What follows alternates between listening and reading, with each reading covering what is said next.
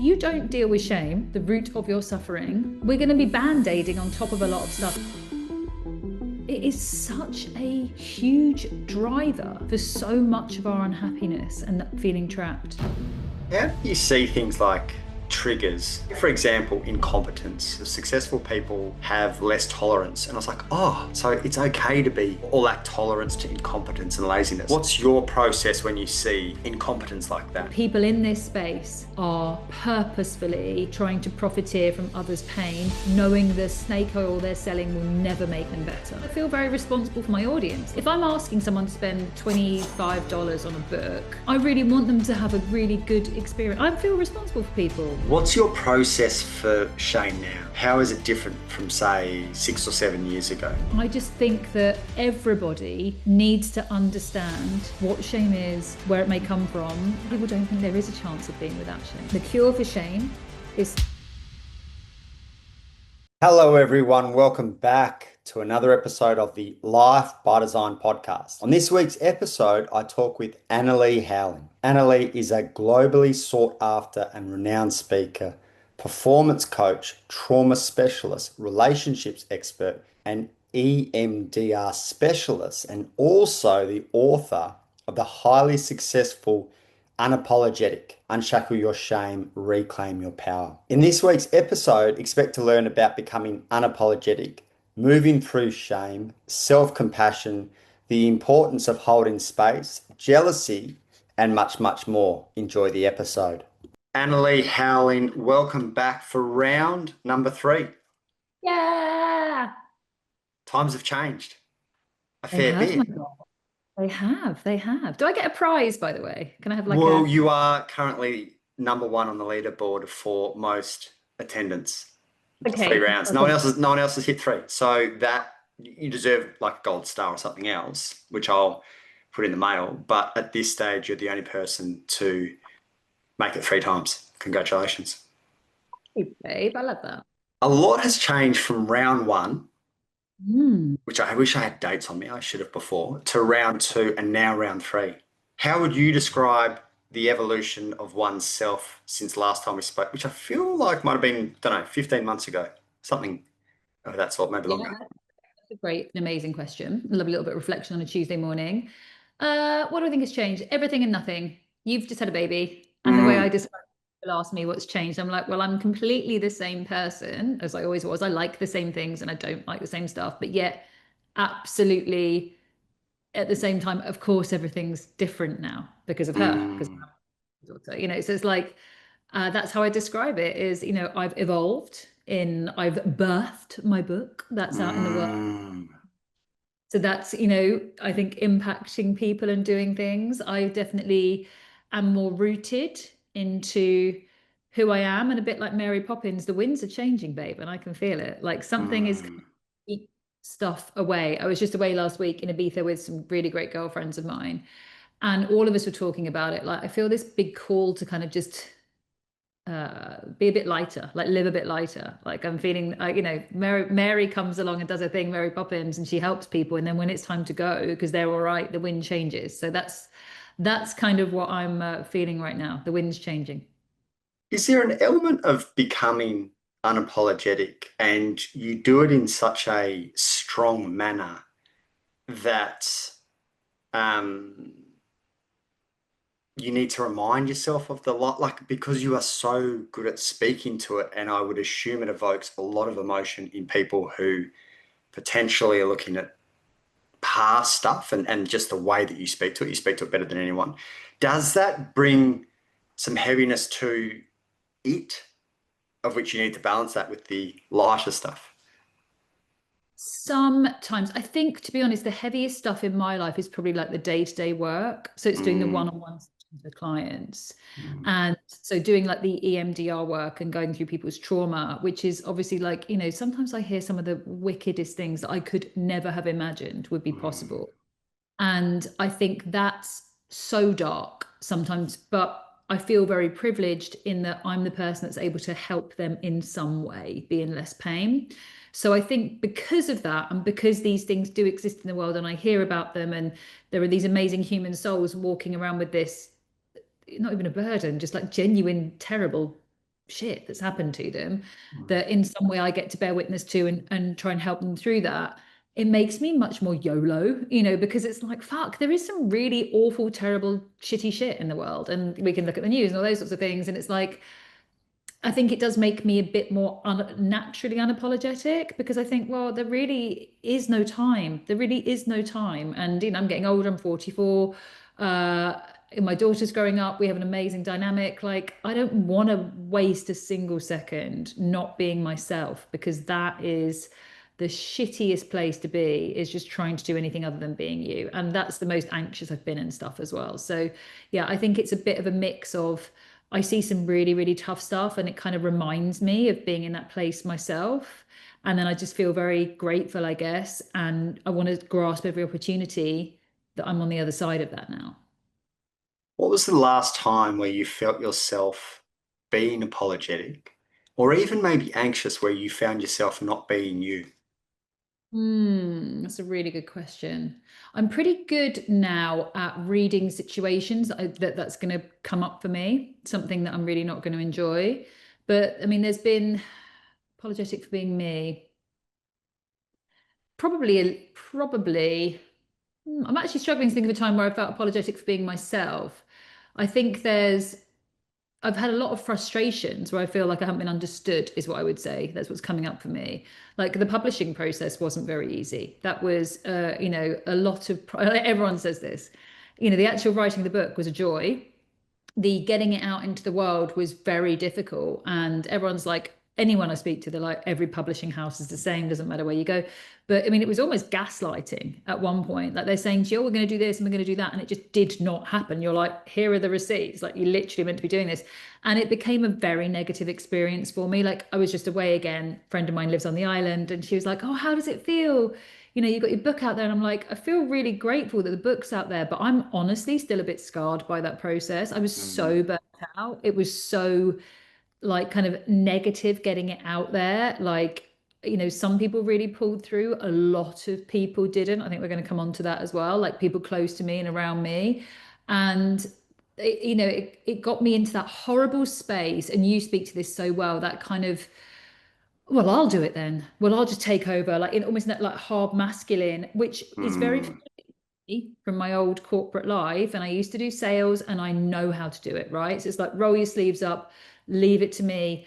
I'll get this done, because it mattered to me so much. And actually, that did a lot of damage to me this time. So I think I'm still kind of licking some wounds from that and kind of recalibrating, because yes, I could do it. And yes, I do have a lot of the skills and the contacts and this and that and the other, but it was not enjoyable. It was really horrible, that whole process. So I think, again, we learn, or we relax back into surrender, and we relax back into allowing things to kind of uh, yeah, show us what they want to be themselves, rather than trying to force. And I was forcing because I felt like I had to. Shout out to the publisher. Would you work with them again? No, never, never. Ah, that is annoying. Oh, it So is what it is. the people that didn't come through, are you talking about kind of publishers, contacts, and what did that look like for you? I mean, you do know, so I'm quite a spiritual person, and thank Mm. God that I've got my sort of sense of faith. But it was like, I mean, there's closed doors, and then there's doors like swinging back in your face. And it was everything. And I mean, everything. It was like, the covers were printed wrong.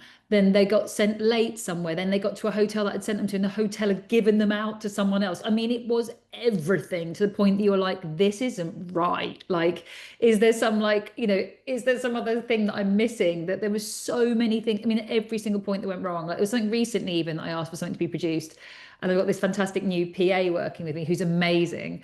And they basically weren't going to arrive in time. And I'm so used to it. I was like, well, obviously not. Like, it never comes in time. And she was like, this is outrageous.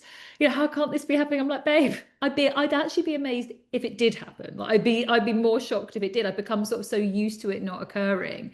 So yeah, it was just such a, and I find that very difficult. So, like, if somebody says to me they're going to do something, to me it like comes off my list, and I'm busy, right? I work, I'm giving a lot of energy to people.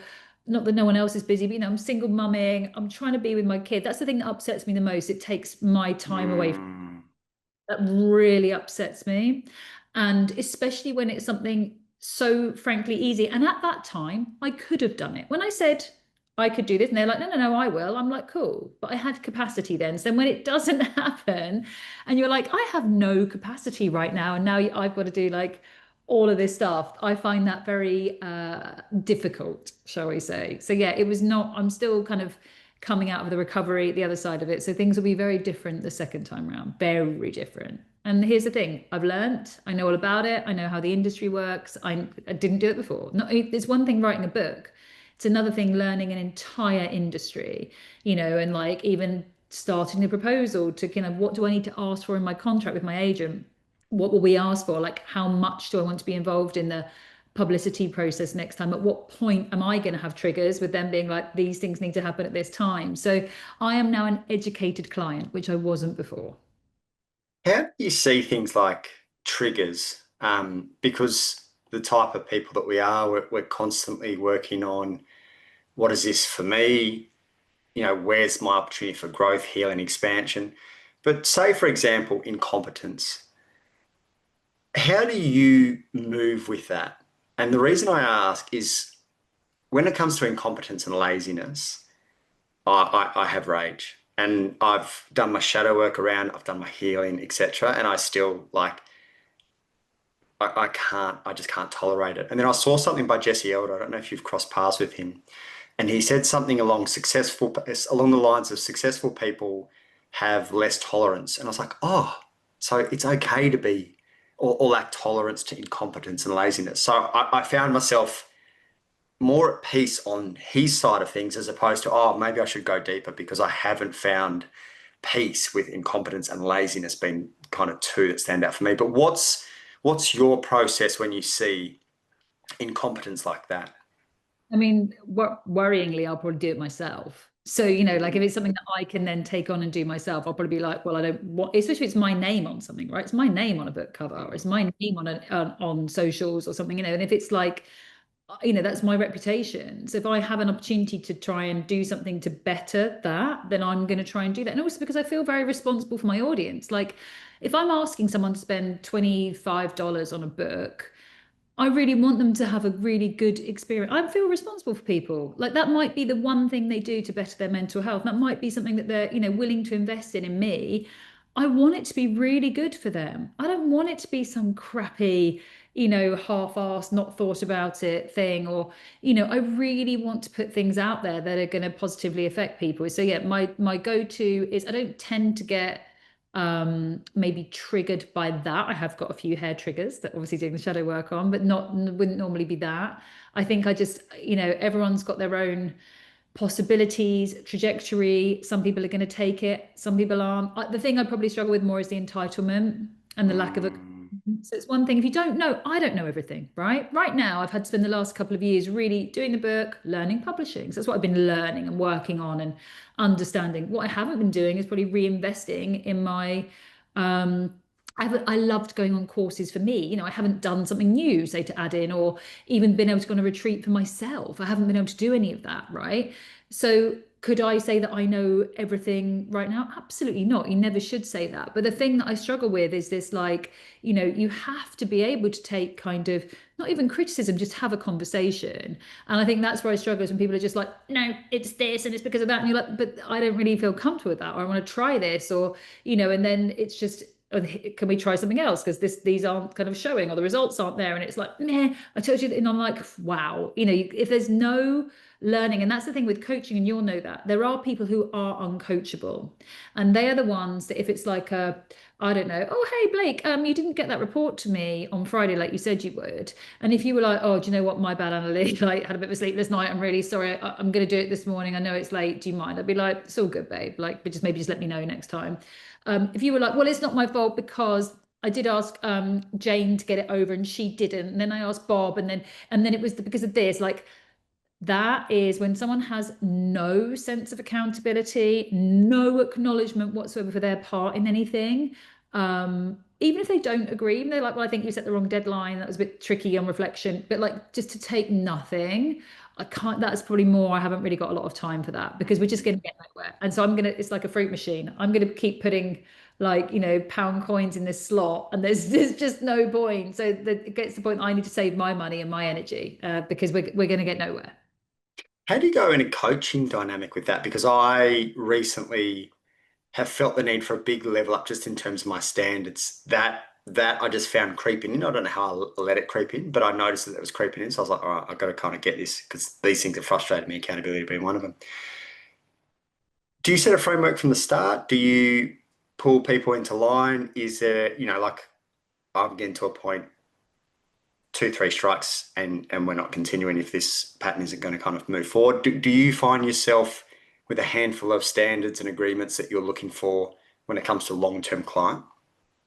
I mean, so with me, I guess it would depend. The only times I come across it is if it's, say, I'm doing work for a corporate and then they Mm, give me a client, if you like. So which usually most of my corporates are great and we do a chemistry session first anyway. And I will often say I can't work. That's just not, I don't think I'm maybe the best person for the fit with them because and I say to people, I'm going to push you hard. Like, and with me, the other thing is we don't just do work. And I say that even like this, I have super duper very high up, equity partners, very, very big firms. And I'm like, with me, we're going to do your whole life. Like, we're going everywhere. We're going into personal, we're going in. And if you don't want to do that with me, that's totally fine. If you just want to do sort of like, and I performance coach, I work with Olympians, like, but if you just want to do sort of some much more kind of like, I don't know, here are my targets and I'm working on this and I need to improve to that. And you don't want to go anywhere near anything else, I'm not your girl. And that's totally fine. So I probably know from the outset that they're going to need to be showing up. And just some people resist me. Yeah. And I call it. I'm like, you're resisting me. And we can keep doing this and you're going to get like 10% benefit from what we're doing, or you're going to need to like go into this and we can absolutely always say, let's be like diving, doing scuba diving. We're not expecting to go to the bottom straight away. We get the bends, but you are going to need to allow this to happen. We find, and obviously then it's my job, like it's your job to find some ways in, whether that's, going through a visualization to cut out the chatter, or even just finding times when it's like, yeah, challenging them on stuff. But I think with me, it gets flushed pretty early because I'm like, I'm going to be going everywhere. And if you don't want that, then, that's okay.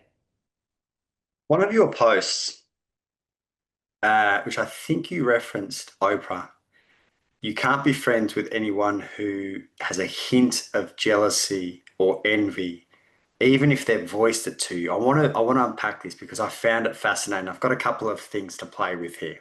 The universe knows what it's doing, right? Because a couple of things have come to the fore this weekend, but it's really interesting actually. So I'm very happy to unpack that. Okay, number one, I was interested in the even if they tell you bit.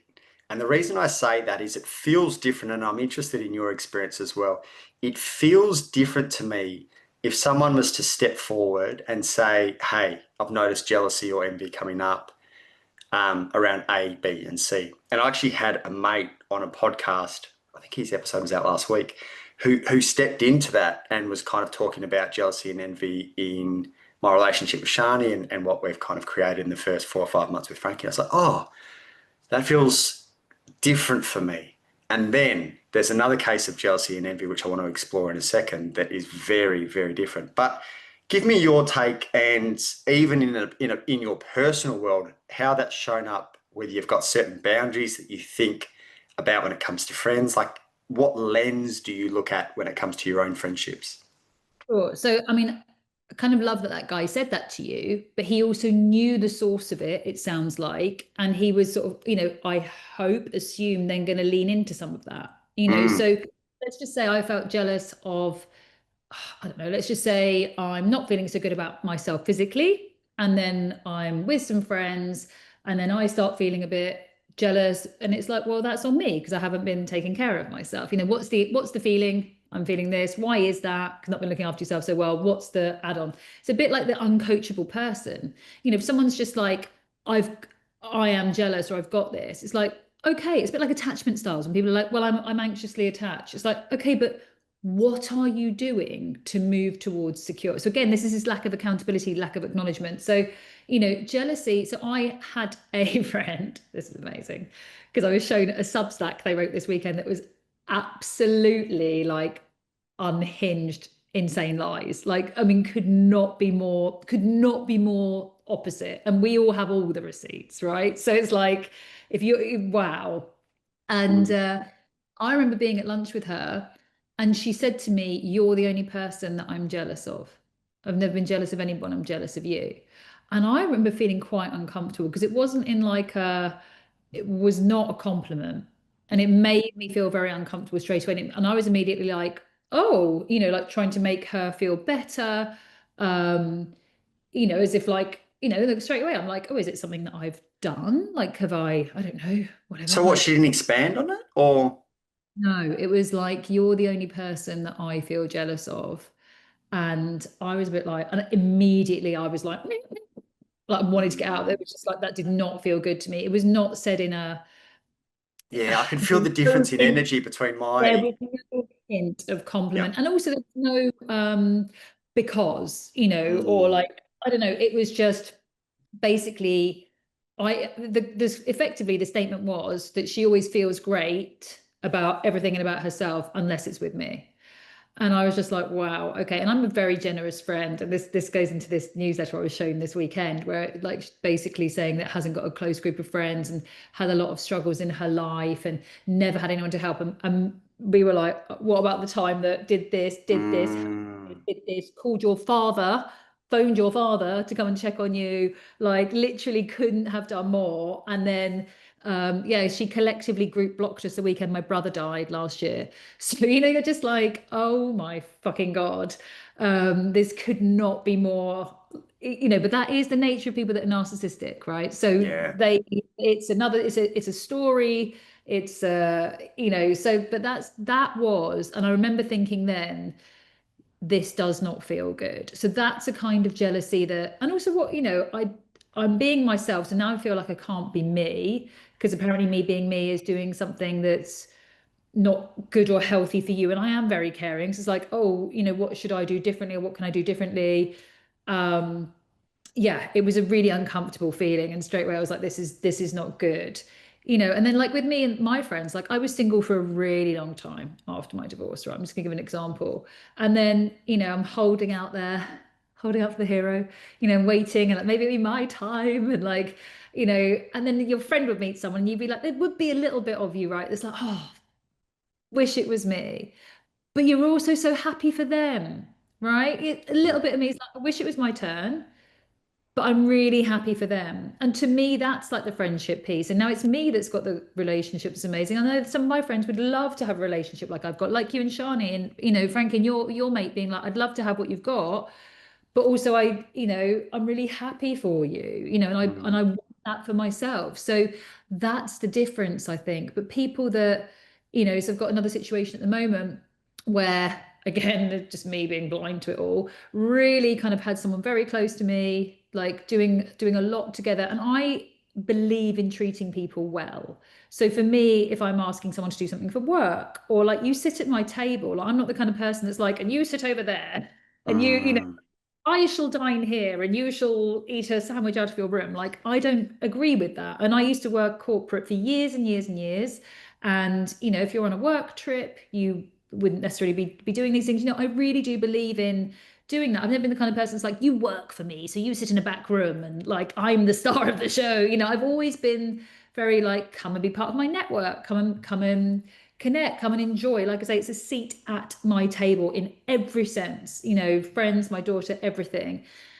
And then I've just found out that apparently is not what the other person was thinking. Or as I'm beginning to move on in a few ways, because businesses do transition and change and up and down and left and right and all the rest of it, completely not even resistant. I mean, bored, like sabotage almost, to the point of like, just almost, if I can't have you, I'm going to make it fail. I'm going to do whatever I can to make it fail. And then you're like, wow, I would never ever have wished that for you, ever. Even now, even right now today, where things are not good and things are like really left undone, and it's caused me quite a lot of anxiety. There was a lot of parts of life were intertwined in a number of ways. um I still don't wish badly for them, and it's Mm. is I don't need that. Gives me nothing. It gives me nothing if you have, I'd like you to have some reflection. I'd like you to stop being a dick, to be frank, but like, I don't need or want you to suffer. Like, I really don't want that. And I actually spoke to the girls when I went away, and I was like, right, be really honest with me, because this is good friendship. What did I do in this? Like, or what would you tell me what to do next? And they were just like, I think maybe you're the kind of person that people can't just have a bit of you. Like, just like Mm. some people, like some of the that are like, oh, I don't know, or because I'm not saying I'm amazing, by the way, but I'm just trying to be I really think honest. so. I think so. If you're here on this podcast 3 times, that's how I feel about you. Ah, thank you. But I would like be really honest with me, girls. Be really honest. I'm here for the brutal feedback. Like, what did I do wrong here? Or, whatever. And they were like, honestly, if anything, you were just too good. You just kind of were too kind. You were too generous. And if anything, it's that. And I'm like, but yeah, I don't know if I want to change that about myself. I don't know if I want to become hard and cold and expect the worst of people. I do have boundaries, but I don't know if I want to, I don't want to go into the next publishing journey anticipating that they're going to be as bad as this last lot. I don't want to go into new working arrangements. We all need to do certain things to protect ourselves, but assuming that someone's like out to get me, like, I would hate to live my life like that. There was a period of time, like initial divorce times with lawyers and stuff, where you genuinely are made to feel like that, right? Because that's the point. They're like, kind of trying to find angles or whatever, like, discredit you in certain ways. It's kind of the point of like the opposite legal team.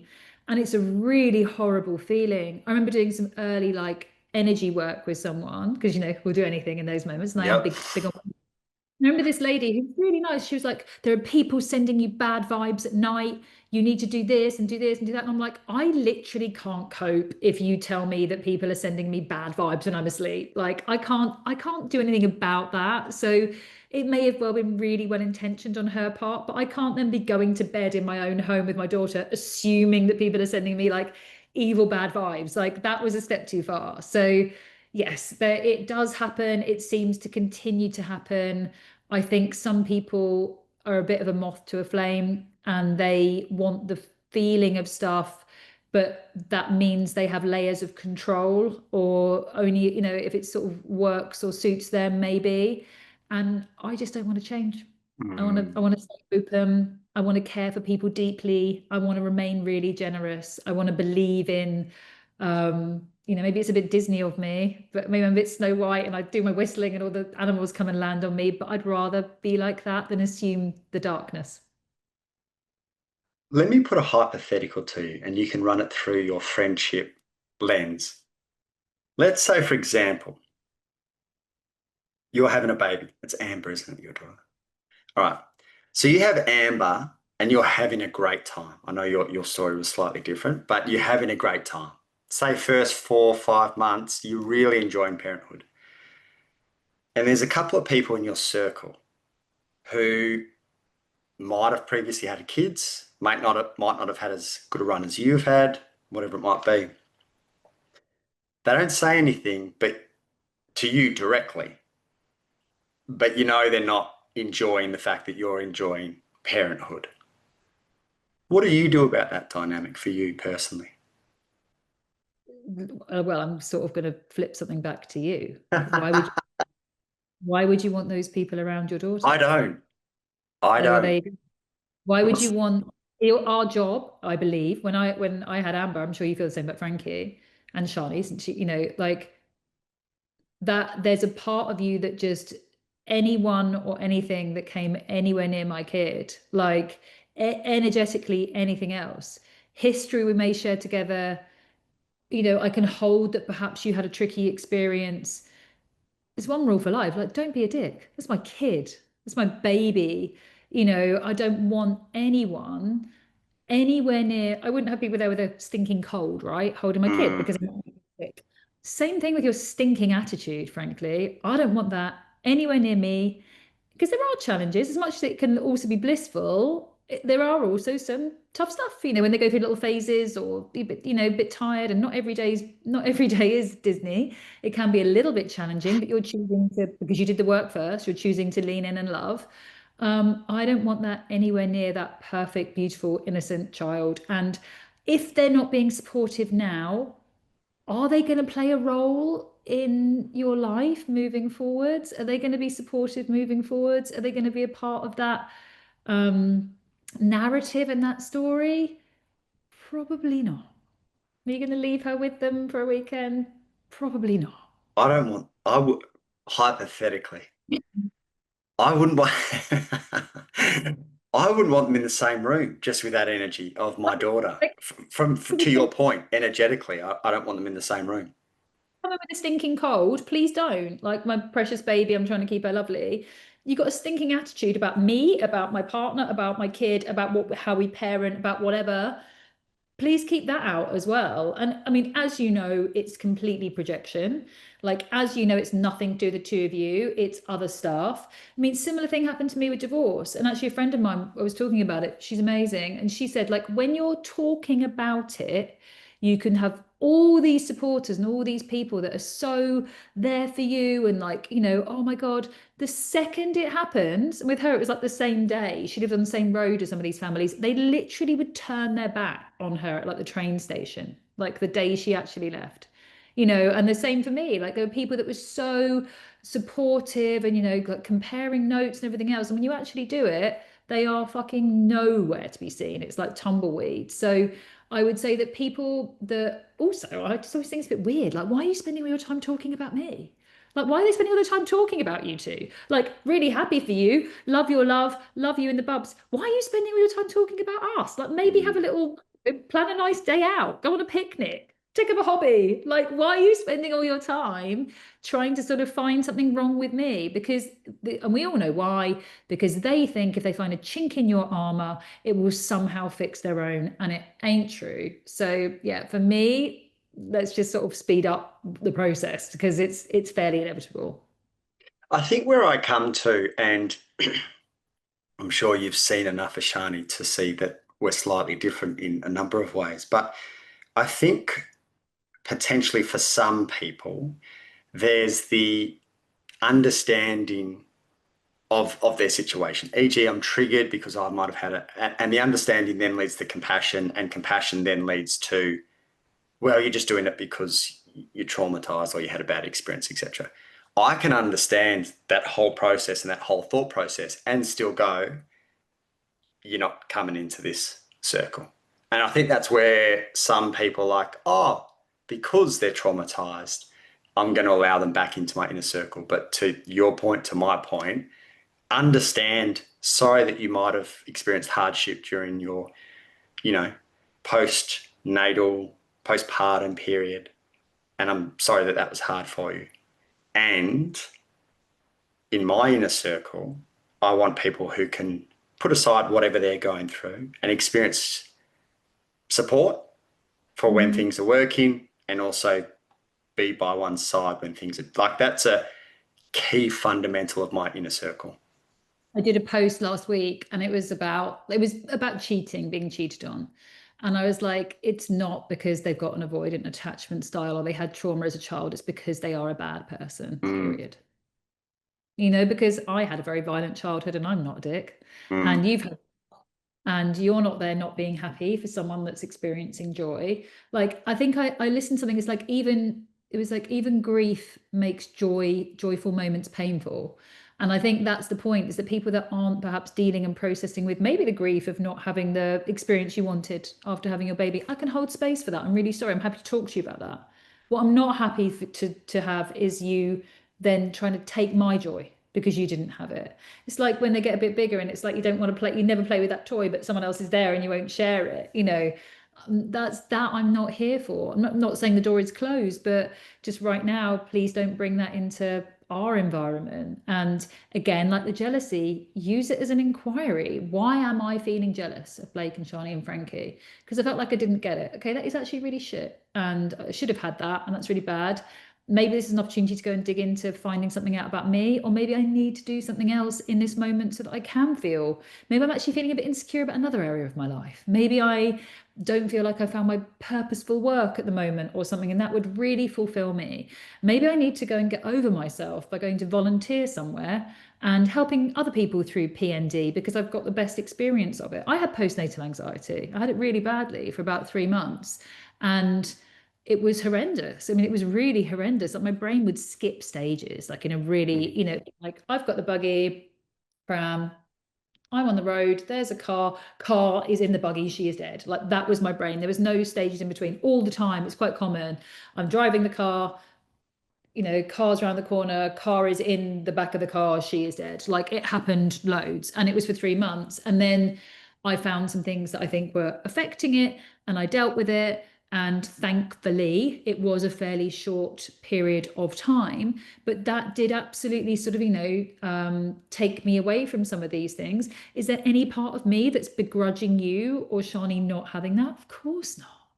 Of course not. I have an amazing relationship with my daughter. And, if I saw, and I actually have notes in my diary now. There is a couple of points I remember things feeling quite lonely in particular. 6 weeks was one because like the balloons have gone down, the flowers have gone brown. Basically, things are meant to be normal. Everyone's come to see the baby, everyone's cooed and clucked. And then it's like, oh, this is meant to feel normal now. And I don't feel anything, I don't feel normal at all. And so I have like dates in my diary when friends have babies to check in on them and be like, I remember finding this time quite tricky. Just want to check in, like, how are you doing? And at those points, I was having like chronic anxiety, but I'm not here. And if they're like, no, I'm loving it, babe, it's amazing. I'm like, cool, awesome, just want to check. How amazing. And that's the difference. Right there is the difference because you've turned a challenging period, the anxiety that came through you, into you've essentially turned your pain into a smaller purpose moment of using that to check in on people. Like that's the difference, really, in my eyes. And I look at a couple of those examples that hypothetically might have shown up in our world somewhere. And then I look at a couple of other examples of some of our friends who can't have kids, which I think is horrific. I don't know if it gets much worse than that. And absolutely over the moon for us, little Frankie, what like over the moon. And it would not be any more triggering, I would assume, an awesome family, having a good time, a little bub, than someone who can't have a kid. Because at And yet some they're stage it like, becomes a choice. It becomes a choice of how they respond, and that's how they chose to respond. yeah, and they're showing up with love, nothing but love. Do you have, I don't want to say rules, but do you have kind of standards that you're looking for? And even standards might not be the right word for you when it comes to your inner circle. Like, is there core values that you are looking for in your inner circle?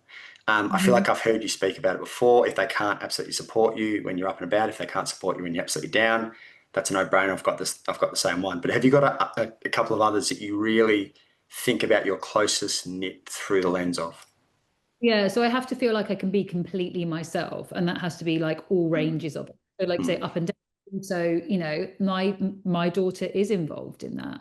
I want to be able to talk very openly about my relationship and not think for a second it's going to end up in some like, I don't know, yeah, like public domain or something like that. And I am very, very, very private actually as a person. I don't like my private life being talked about at all. I don't like people knowing my business. And not in I just quite like to operate in quite a private way. So my friendships, I sort of need that as part of it as well, that I can be completely open, fully myself, be really generous, be really loving, be really silly, have kind of like let's talk about business or work, or like me turning up and being like, be really honest with me, give me some really honest feedback, knowing as well it's not to dig at me or make me smaller, or it really is in my highest good. I was like, girls, go for it. Like I need to know if there's anything I should be doing differently. Be really, really honest with me. And they were like, no, this is all on them, like all of it. That just is this time, like sometimes, maybe any only take forward would be don't be so generous in the future. So like that was kind of, but that's what I really look for in people, is that, that they're also showing up as themselves. I think I've got quite I'm going to say like a trigger. I'm aware when something is feeling off. I think I've got quite a mm. sort of sense of like when that person was like, oh, you're the person I'm jealous of. And I'm like, you're like, oh my God, this is really weird. Get me out of here. Like, this is not a funny thing. This is horrendous. Yeah, I think I've got quite a good tell on that. Do you think? Where do you think that stems from? Do you think it comes from potentially a couple of places? Is there any like hypervigilance or history in Definitely that plus the intuition, like the combination of the two potentially? very intuitive. Definitely having learned about myself, to be honest, because I probably wouldn't have done that in the past. I would have been like, sure, cool, let's go out with so and so and so and so as well, and let's go here and let's do that. And I'll be the cool girl or whatever. And like now I'm just like, that's not a bit of me. You girls carry on. I'm not gonna go back to that party or whatever. I'm gonna do me, and then having a group of friends that support you to do what you want to do, and really knowing myself as well now. So, some things are gonna make me feel good, some things are not. And as you know, like my biggest responsibility and joy is Amber. So if Mm. something is to negatively impact me, whatever it may be, and that's going to knock onto her, that's very much my line. So, if I need to call it earlier one night or can't make something or she needs to come along too or whatever it might be, like that's kind of, yeah, that's my priority. What's been the biggest insight for you when it comes to Unapologetic, the book, in terms of feedback that you've got, DMs that you might have got, what's if there was one like core theme that stands out amongst all else, what would that core theme be? It's the experience that people have reading the book, which is exactly what I wanted. So Mm. I wrote the book and I refused to do a how to because shame doesn't operate like that. You can't click your fingers, turn around 3 times and clap your hands and shame's gone, and nor can you do you can do lots of nice practices around it, but there is not a 10 steps to be free of shame. What there is to be free of shame is to bring it into the light. How do you do that? You have to have such raw, such honest, frankly, difficult stories, client case studies, interviews, experiences, that is the thing that is going to give people the and I knew that's what would happen. I knew people would start going through this book and they say that they're like, I read it in one night. I read it in one sitting. I didn't get out the car. I didn't stop listening to it. One lady was like, I read it on holiday in Spain and I read one, I know what she was talking about. I read one story and I dropped to my knees, like collapsed, crying because there was something that she'd been trying to fight all that time. And that reading it and seeing somebody else's words, which were not exactly her story, but it's parts of everyone's story, suddenly you're not alone. And the reviews are amazing. My reviews are all 5 star. Um, yeah, they're incredible. Like, so the reviews of the people reading the book are brilliant. And it's beginning to get like, I can see it now. It's beginning to get passed around. It's beginning to get like, that's sort of what I now understand happens as well. Seeding, they call it. So it's beginning to get kind of like, the recommendations and people putting it out there. But anyone that's read it, the messages I'm getting are like, I had an experience and I feel lighter because of it. And then you go and you do whatever it is you maybe want to do as a result of it. But yeah, I wanted people to read that book and be like, oh my God, that's me. And if that's me, that means I'm not alone. And if I'm not alone, then I'm not broken and shame can't have a hold of me anymore. And that is the experience people are having. So, um, yeah, it's amazing. And it covers so many different areas that we might carry shame. There's a big call for there's a big section I write about a female sexuality workshop, being in a yoga studio. And there's a big, I get a lot of messages like, when are you doing that course? I'm like, next year, ladies. Yeah, I think I love that I took it. I took it to a few of the teachers at my daughter's school. I was like, this is who I am. This is how shame-free I am. My daughter's 9 and I've given a book about me doing a yoni circle and read it. This is who I am. This is life. This is what's going on. Like, I'm not going to hide away behind it. But yeah, it's the experience people have. And that's what I wanted. What I really didn't want was something that people had to work hard at because there are fantastic books out there. But I think people are very overwhelmed right now. And I think one more thing that you have to do you know what I mean? Even if it's the best thing ever, read this book, implement every single one of these steps it tells you to, and you'll be better forever. And it's like, I can't do that. Like, I literally haven't got the space, the capacity, the brain power, the time. Like, it's like you need someone to do it for you. And that's what EMDR for me was. It was someone pulled something out of my brain and my body, and it was like, oh, thank God, because I couldn't talk about it anymore. Talk therapy wasn't doing it for me. And I wanted this book to feel the same as having like an EMDR session, that as you read it, as you're reading story, different people's stories, mine, my clients, like expert interview. and it's unraveling for you. You're just having an experience of reading a book, but you come away from that lighter without you having to do additional work. And that's the feedback. So I was like, oh, yes, that's exactly what I wanted. Talking of EMDR, how traumatized must I be if the two times that I've tried it, I've had a headache for a week after? Ooh, well, issues from your tissues, babe. That's what it's doing. Like it's true. The issues, it removes the I issues from love your it. I tissues. do love that saying. So yeah, so I mean that's what it is. Did they tell you where they saw it stored in your body? No, but it No? was a Okay. chronic headache, like migraine vibes. Yeah, well, I mean how long was it in your system for them? The memory you had worked on, how old would it have been? Oh, since I was like 6 or something, I think. Yeah, so like you've got how many years of something being logged in your system Mm, needs to be processed and purged out. I mean, it is literally toxins. Like I say to all of my clients, like when you go home, you need to drink lots of water. You must not do anything like overly activating. Like I always say, don't go and do the big shop. Don't go to like the supermarket, like, or, just go and like treat yourself like you would your best friend, like be really gentle with yourself. Because I mean, I remember my first session. And not my first session, it was a session that I was in the training room because you're not meant to pick a 10. You're meant to do like because we're doing it on each other, right? So you're meant to do like a five, what I thought was a five. And I'm not a big crier, it's just not usually my stress response.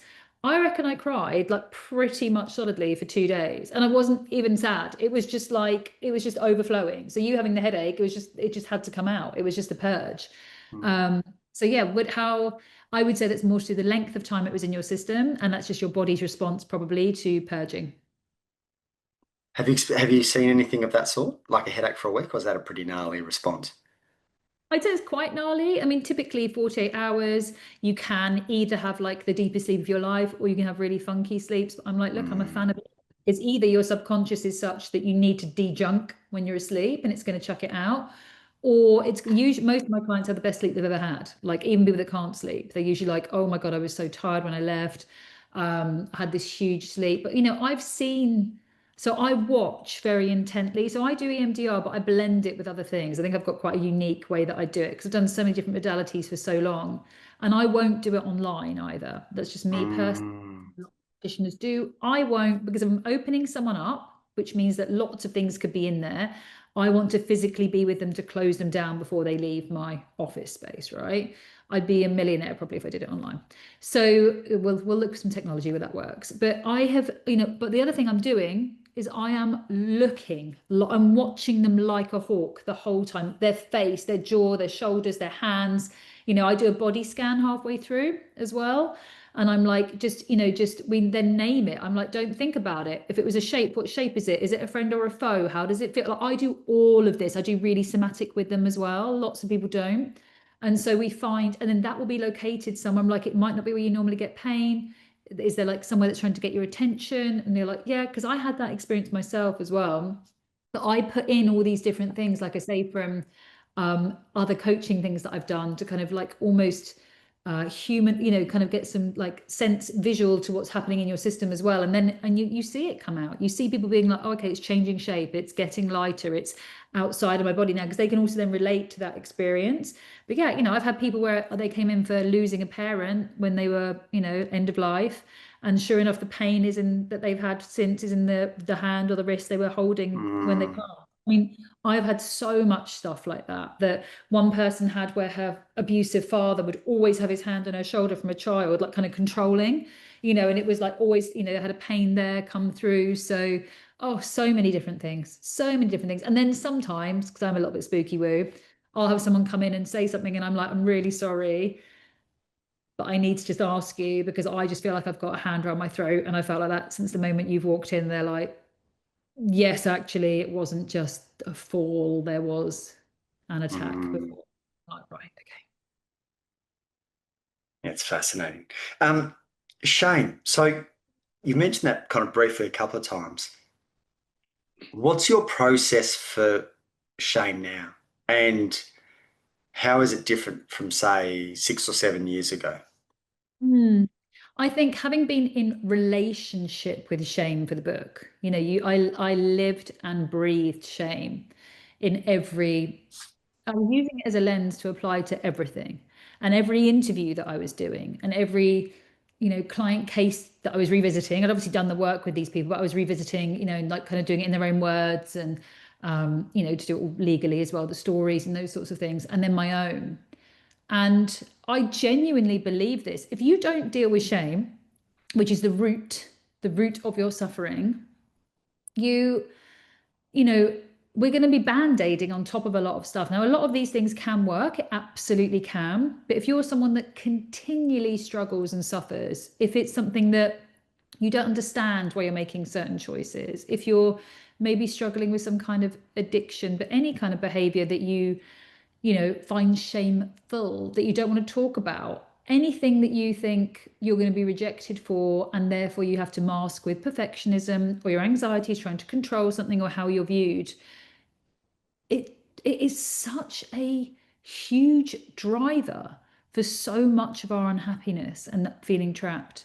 And I know that wholeheartedly from living on the other side of it for the last 5 years, completely on the other side of it since I stopped harming myself. And I just think that everybody needs to understand what shame is, where it may come from, and then that there is a possibility to be without it. Because I think people don't think there is a chance of being without shame.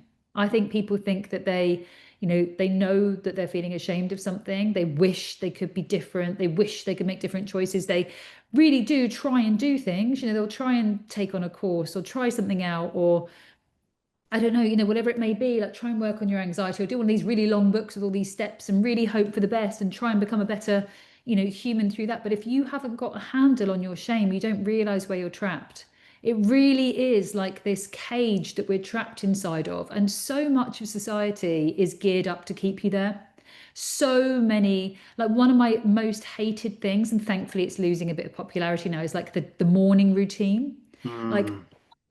pisses me off so much, because it's like a set of steps that is utterly unachievable, and it's first thing in the morning. And so then when you fail one of those, you're already a failure. Like shame's already got hold of you before your day's begun. And you and I would be like, well, it's clearly very commercial, but there are people that are really, this is the thing that upsets me so much. There are people that are really suffering that think, okay, well, this person said if I do these things, then I won't have anxiety today, or I'll feel a bit better. So I will wake up at 5 a.m. and I will journal and make a matcha and do this and do this and do this and do that. And guess what? Then one day your body's just like, no, you're not. We're tired, or we need rest, or we need to recuperate. And then we judge ourselves for that and we become harder.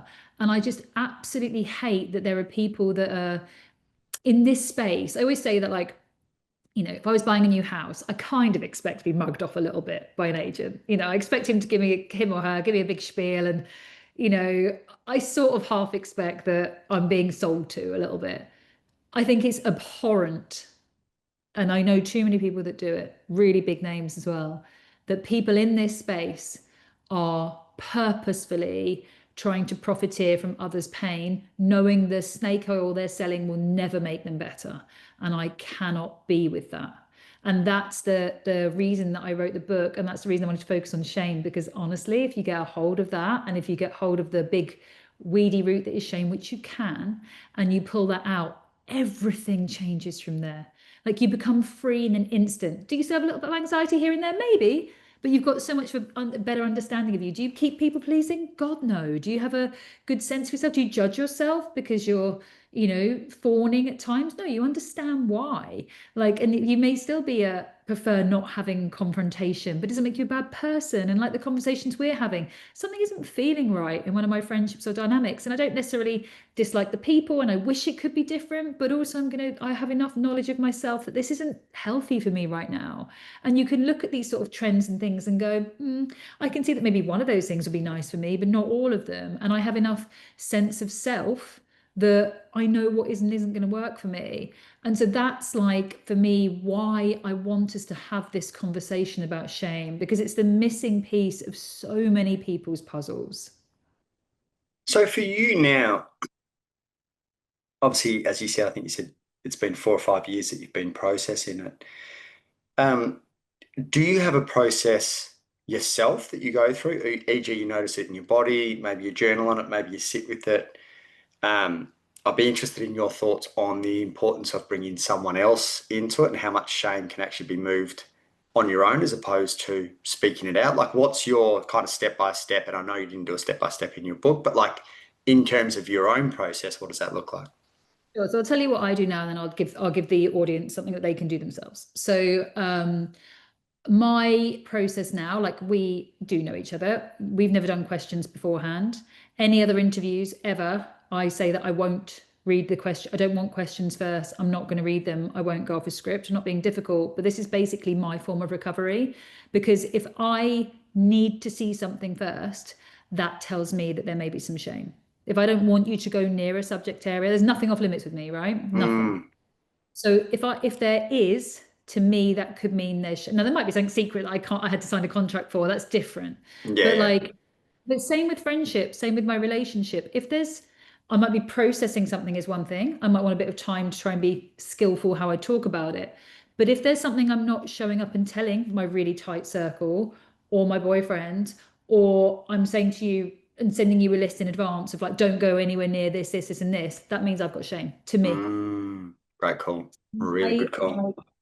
so my sort of consistent check-in, if you like, on my own recovery and that I have no shame is I do not care, like fully live podcast, studio audiences, whoever it may be, you go anywhere with me and I'm going to answer.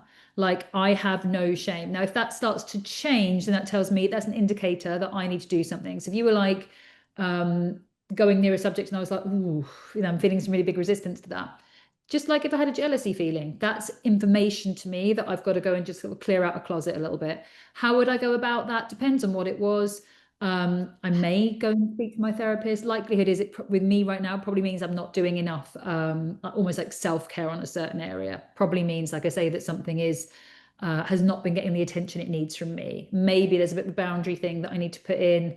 Maybe it's just like a bit of pulling back somewhere. But yeah, if I am not or maybe I haven't been living in alignment with my values because if I'm not happy to show up and tell you something honestly, then maybe I haven't been showing up honestly as I would like in my life. Like I always say, like, I never purport to be perfect or not enjoy myself or not party or any of those sorts of things. So I'm fairly uncancelable, like, because I don't ever proclaim to be like one of these sort of fake gurus that has all this stuff like totally locked down. So I think that, like, yeah, for me it's that anyone could ask me anything and go anywhere that tells me I have no shame. Now, for someone that's listening to this and is like, this is quite interesting, I do feel ashamed about something. There's a memory that keeps popping up, maybe from childhood. There's something that keeps coming up now. There is something going on in my life that I don't think that I have been hiding from friends or family or my partner, because I feel like I'll be judged and rejected. That is shame. So good information that you are feeling some shame. Shame is the thing that then your inner critic or your imposter sits on top of, because then it's like you need to be really, really perfect, because if you're not, then people are going to get maybe a glimpse of this shame. I don't want you seeing my shame because you won't want me to be your friend and you won't want me to come and do these conversations. You'll reject me and everyone will never want to buy my book or anything like that. So, and then the perfectionism sits on top of that. And then on top of that is your anxiety, which is fake control, which is scanning every single possible outcome to make sure that we can try and control it so that we'll never lose the mask. The mask will never slip. Okay. But shame is the root of all of it. So if you can pull shame out like the weed, everything kind of like, it's like Jenga, it just topples away. So a strategy for people, if there is a memory that they have where it kind of consistently is on loop, it's something they keep coming back to. They're like, I always say, like, dream into your future.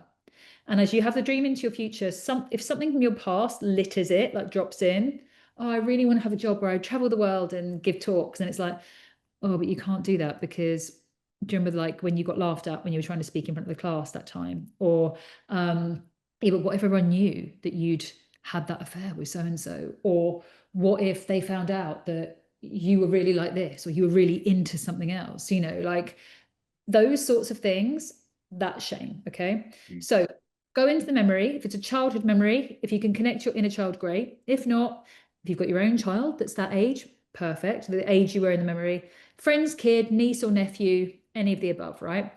You put them into that scene, into that movie.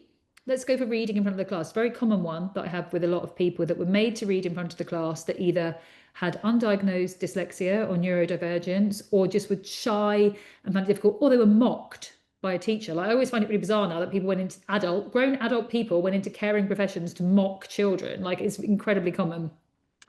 So put your kid or that child that you know and you like, in that picture, rerun it for me, like that movie, scene by scene, and you tell me if there's anything that kid did or could have done that deserved that shame.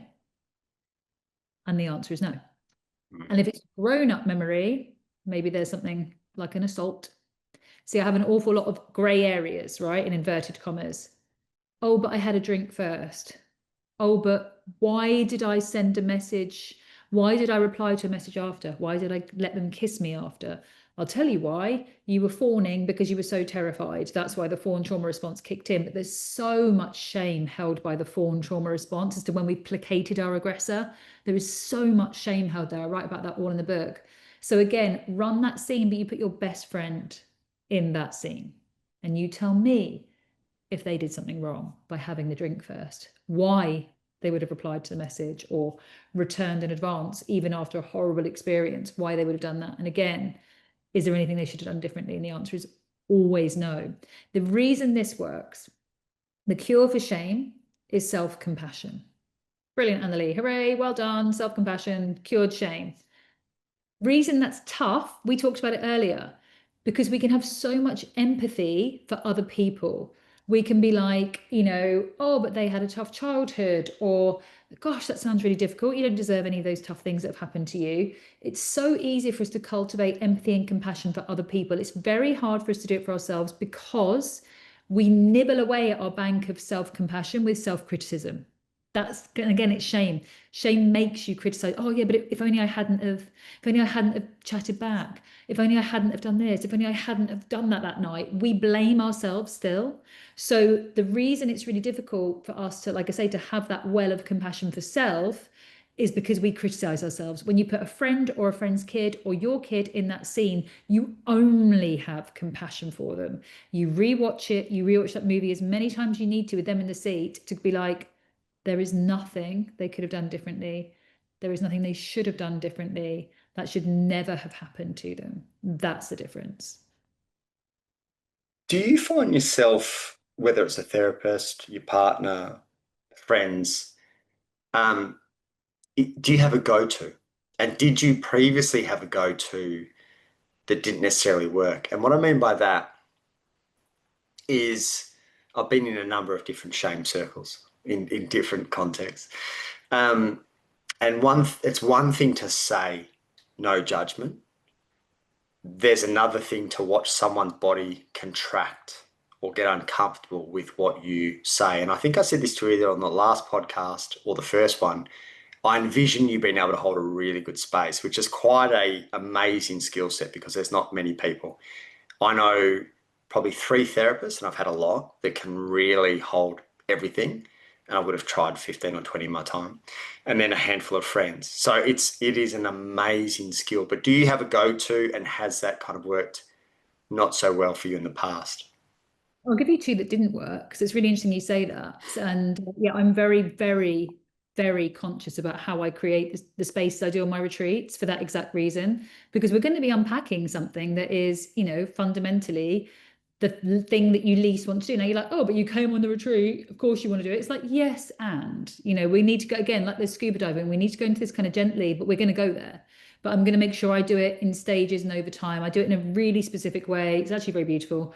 It's really incredible. It's a way that you get someone else to advocate for your story as well.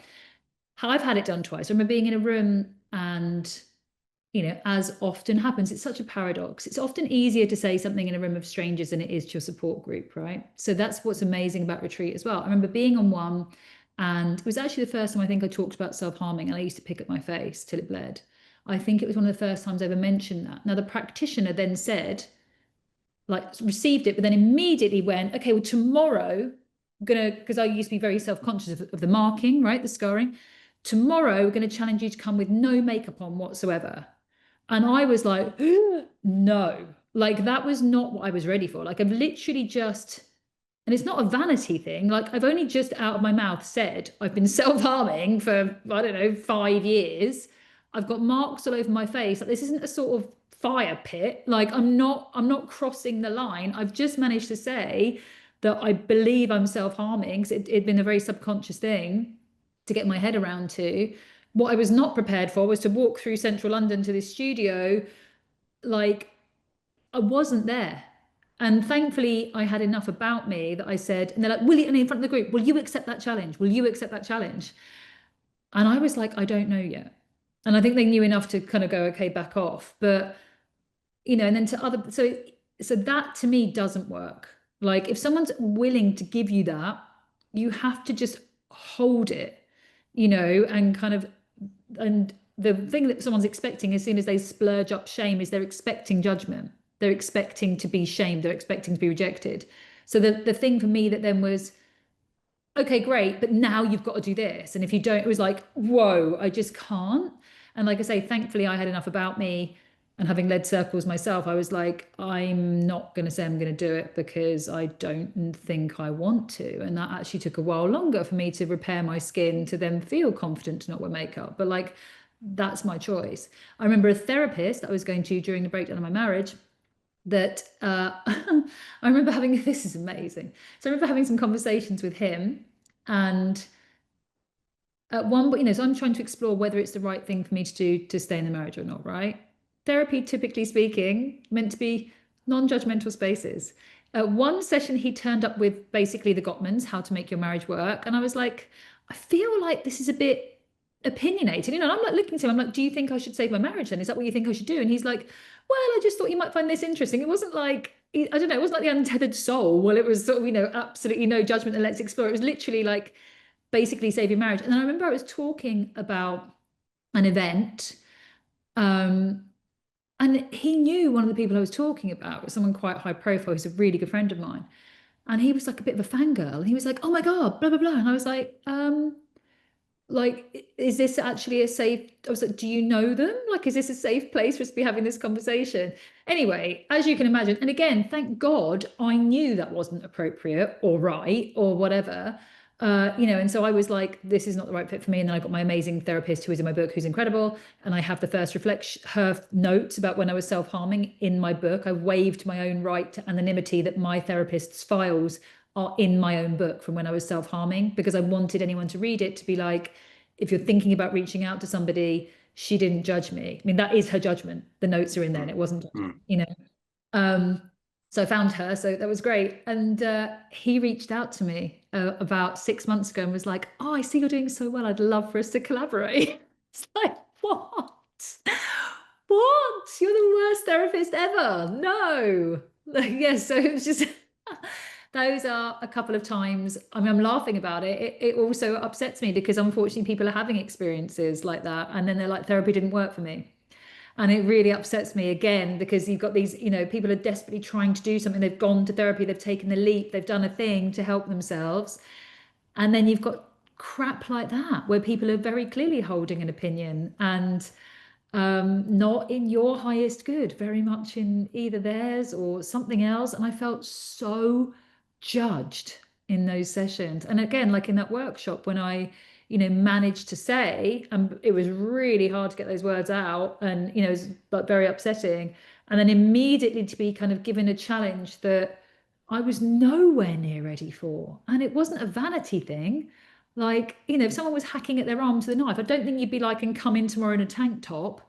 It just isn't, that really wasn't what I needed in that moment. It wasn't the right thing. And again, kind of could have made me feel quite judged for not, good girling and like, oh, I better do that. Or like the group will think I'm a failure, or they'll think I'm vain because I'm not prepared to not wear makeup. It was like, I really wasn't there. I think the other thing that I've noticed, and I know enough about your story to see both sides, is the importance of one, qualification, experience. That's one side of things.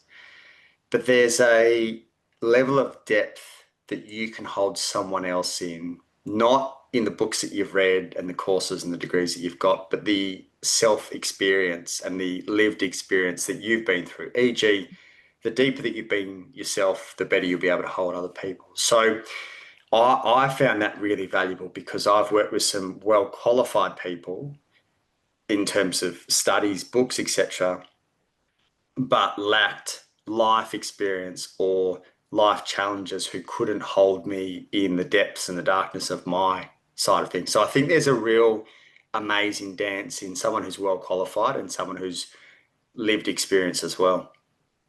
Yeah, I had a question the other day and they were like, "Oh, do you think it's I don't know how they phrased it. It was nicely phrased, but it was like, people obviously I share quite a lot about my story, and then I am still seeing clients one to one. So quite a lot of my clients do know quite a bit about me. And they're like, as a therapist or working in those fields, should it not be a bit that they don't know things about you? And I was like, I think it gives people the courage. I think the fact that people do know that I'm not, no one's perfect, but I think the fact that they know that I've been through stuff, that they probably hopefully know that it isn't going to be judgmental, and they maybe do feel a bit of comfort, like, well, she's got through that, and she can speak openly about it, and she's kind of done those sorts of things. And I don't mind that people know things about me at all. I don't mind that people have maybe read my book or have seen a video of me and Amber, or like if that's going to give them enough comfort or courage to come and see me to help themselves out of pain in some way, then I'm all for it. I think those sort of maybe there's situations where it's, like the therapist is kind of this sort of like untouchable person,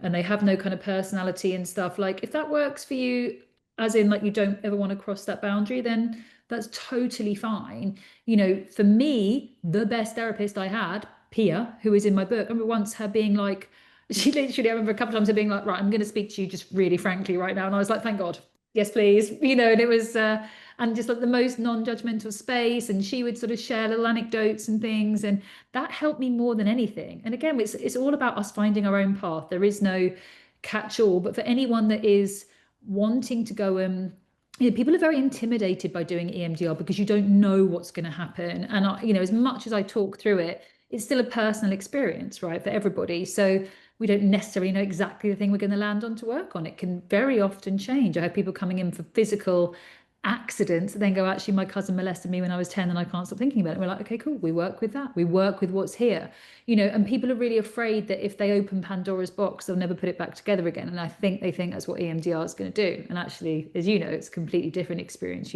For me, it would change my life completely. That's why I'm such an advocate. And I work with people to help them do that, to leave feeling a sense of relief. And, I always say to my clients, I can't change what happened to you. I wish I could. But what I can change is how you feel about yourself. And that is like the most amazing, powerful thing that can happen. So, yeah, for me, like, I just think that actually sharing more of me, like you sharing more of you, I think, our clients are going to be the clients that want that. And then there's other clients that really do not want that, and they want it to kind of be a bit more sort of old school. And that is also absolutely fine. But, I am human first. And that's what I think is the big connector. Yeah, I'm exactly the same as you. I can't imagine, and I'm very mindful because I've got a couple of psychologist friends that they're governed by an organization that says that you can't share your own personal stories, you can't collect testimonials, etc. It's a completely different system, which I have my challenges understanding it. But similar to you, someone can be the most well qualified, but if I can't connect with them and know a little, like the two people that I trust in the most, if I've got really gnarly shit, I know plenty about their story.